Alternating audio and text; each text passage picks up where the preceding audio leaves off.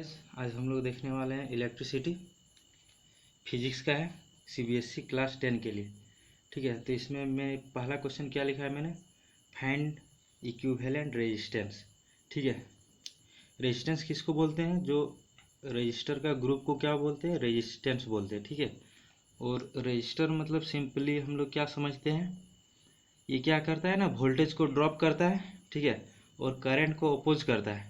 Current को oppose मतलब मान लीजिए यहाँ से अगर करंट आई अगर फ्लो हो रहा है, ठीक है, तो ये रजिस्टर क्या करेगा, जैसे जस्ट कोई बंदा अगर बाइक चलाता है तो सामने अगर स्पीड ब्रेकर आ जाता है तो वो क्या करता है, बाइक को स्लो करता है। ठीक है, तो ये रजिस्टर क्या करता है ना, करंट को जस्ट अपोज करता है, मीन्स आप समझ ही गए होंगे। तो इसको फाइंड करने के लिए इसमें करंट का कोई नीड नहीं है, फिर भी मैंने समझाने के लिए करंट बता दिया इसमें। ठीक है, रेजिस्टेंस का थोड़ा सा प्रॉपर्टी बताया और भी बहुत कुछ बताऊंगा अभी बाद में। ठीक है, तो जैसे ये एक नेटवर्क है, ठीक है, ये दोनों आपस में पैरेलल में कनेक्टेड है और ये भी पैरेलल में कनेक्टेड है। तो इसमें फाइंड क्या करना है, equivalent resistance between A and B find करना है, और between B and C, B देखिए ए और बी फाइंड करना है, बी और सी के बीच में फाइंड करना है, और ए और सी के बीच में फाइंड करना है। ठीक है, तो इसके लिए हम कुछ बेसिक जान लेते हैं। चलिए बेसिक समझते हैं क्या होता है। जैसे हो गया, एक होता है रेजिस्टेंस कनेक्टेड। जैसे रेजिस्टेंस दो तरीके से कनेक्टेड हो सकता है, या तो आइदर सीरीज कॉम्बिनेशन, या second number parallel combination. Series combination means क्या होता है, मतलब इसमें resistor back to back connected रहेंगे। अगर यहाँ से आई करंट फ्लो होगा तो इधर भी क्या निकलेगा, आई। जैसे ये रेजिस्टेंस R1 है, ये R2 है, ये R3, तो इसका R इक्विवेलेंट क्या हो जाता है, सिंपली सबका एडिशन करेंगे तो R1 प्लस R2 प्लस कितना हो जाएगा, R3। इसके लिए अगर इसी प्रकार से अगर इधर और भी रेजिस्टेंस कनेक्टेड रहेंगे तो क्या हो जाएगा, डॉट डॉट डॉट Rn। ठीक है, मतलब एन नंबर तक, मतलब इसमें क्या होता है, करंट हमेशा कांस्टेंट रहता है। ठीक है, अगर इधर से 10 एम्पियर जा रहा है तो यहाँ भी कितना निकलेगा, 10 ही एम्पियर निकलेगा। ठीक है, और जो रेजिस्टेंस होता है इसका SI यूनिट क्या होता है, ओम होता है। ठीक है, SI यूनिट क्या होता है, ओम होता है। ये क्या हो गया, ये फॉर सीरीज कॉम्बिनेशन के लिए। ठीक है, और ये तो आप समझ गए होंगे क्या है, R इक्विवेलेंट यानी कि इक्विवेलेंट रेजिस्टेंस। अब सेकंड नंबर समझते हैं पैरेलल के लिए। जैसे ये R1 हो गया, ये R2 हो गया, ये पॉइंट A है और ये B है, तो इसके लिए R इक्विवेलेंट क्या हो जाता है, मतलब 1/R इक्विवेलेंट बराबर होता है 1/R1 प्लस 1/R2। और इसको सिंपली हम लोग क्या लिख सकते हैं, R1 R2, इसको अगर करेंगे आप, आई होप आपको एलसीएम तो आती ही होगी, 1/R इक्विवेलेंट। अगर हम यहाँ से R इक्विवेलेंट को अगर ऊपर करेंगे तो ये 1 ऑटोमेटिकली क्या आ जाएगा नीचे, यानी कि कुछ नहीं तो क्या है, 1 है। तो इसी प्रकार से क्या हो जाएगा, R1 R2 ऊपर हो जाएगा और R1 प्लस R2 हो जाएगा। ठीक है, इसी प्रकार से अगर 3 रेजिस्टेंस आपस में कनेक्टेड रहेंगे पैरेलल में, ठीक है, R1 R2 R3, तो इसका क्या हो जाएगा, R equivalent 1/R1 plus 1/R2 plus 1/R3। तो यहाँ से सिंपली R इक्विवेलेंट फाइंड हो जाएगा। ठीक है, आई होप आप ये समझ गए होंगे। और इसके बाद ठीक है, अगर इफ जैसे ये R है और ये भी R है, यानी कि इसका रेजिस्टेंस दोनों का आपस में क्या है, सेम है। यानी कि अगर दो सेम रेजिस्टेंस पैरेलल में कनेक्टेड रहेंगे तो उसका इक्विवेलेंट रेजिस्टेंस क्या होगा, इसके ये बहुत सिंपल है। ठीक है, जैसे RAB अगर हमको फाइंड करना है, यानी कि R हो गया और A और B के बीच में फाइंड करना है, इसलिए क्या लिख दें, RAB। ठीक है, तो इसका क्या हो जाता है, सिंपली ये फार्मूला बिठाएंगे R1 R2 divide by R1 plus R2, यानी कि R1 कितना है R है, और R2 भी कितना है R है, और R प्लस R कितना हो जाएगा 2R। तो R गेटिंग कैंसिल, यानी कि कितना हो गया R/2।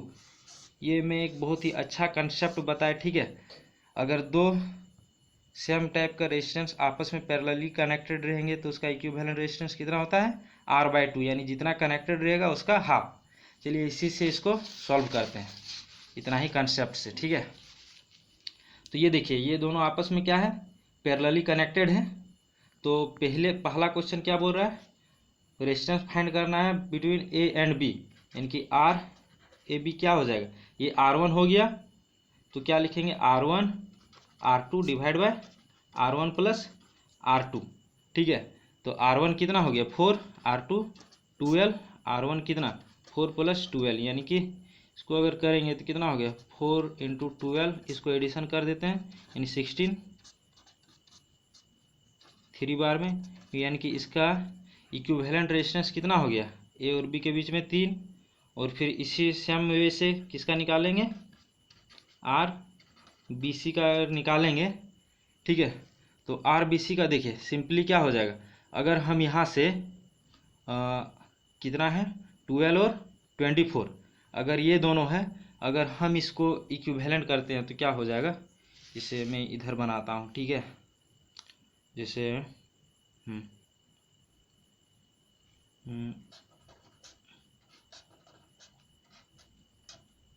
ये कितना 12 है, ये 24 है। देखिए ये दोनों आपस में पैरेलल कनेक्टेड है, मैं इसको अभी नहीं ले रहा हूँ, ठीक है। तो इसका कितना हो जाएगा 12 इंटू 24 डिवाइड बाय, दोनों को ऐड करेंगे तो कितना हो जाएगा 36, यानी कि 3, यानी कि कितना हो गया 8, ठीक है। यानी कि हम इसको ये दोनों को बदले में कितना लिख सकते हैं, ये दोनों को के बदले में हम यहाँ से अगर B और C, अभी हम किसको देखना है B और C को, इधर नहीं देखना है, ठीक है। तो सिंपली हम इसको क्या लिख सकते हैं, अब ये देखिए इस दोनों के बदले कितना लिख सकते हैं 8, और यहाँ पे ऑलरेडी कितना दिया है 8, ठीक है। ये क्या हो गया B और ये C। तो ये देखिए ये दोनों सेम रजिस्टर है, 8 है 8 है, ठीक है। तो मैंने अभी कंसेप्ट क्या बताया था, if same register connected in parallel, तो सिंपली क्या हो जाता है जितना रहेगा उसका हाफ हो जाएगा। तो कितना है 8 है, तो यानी कि 8 डिवाइड बाय 2, यानी कि कितना हो जाएगा 4 ओम हो जाएगा, ठीक है। तो अब इसके बाद नेक्स्ट जो है वो क्या फाइंड करना है, RAC फाइंड करना है इसके और इसके बीच में। तो देखिए दोस्तों ए और बी के बीच में इक्विवेलेंट रेजिस्टेंस कितना आया था 3 ओम, यानी कि इसके बदले में कितना लिख सकते हैं, इसका अगर हम नेटवर्क निकालेंगे तो इसका कितना हो जाएगा 3 ओम, और इधर का यानी कि यहाँ क्या था बी था, बी लिख दिए, और इधर का कितना निकला बी और सी के बीच में इक्विवेलेंट का 4 ओम, और यहाँ क्या है ए है और यहाँ सी है। तो RAC कितना होगा, ये दोनों देखिए ये दोनों आपस में सीरीज में कनेक्टेड है, तो सीरीज में क्या होता है दोनों का एडिशन, यानी कि RAC बराबर क्या हो जाएगा R1 plus R2 means 3 plus 4 means 7 ओम।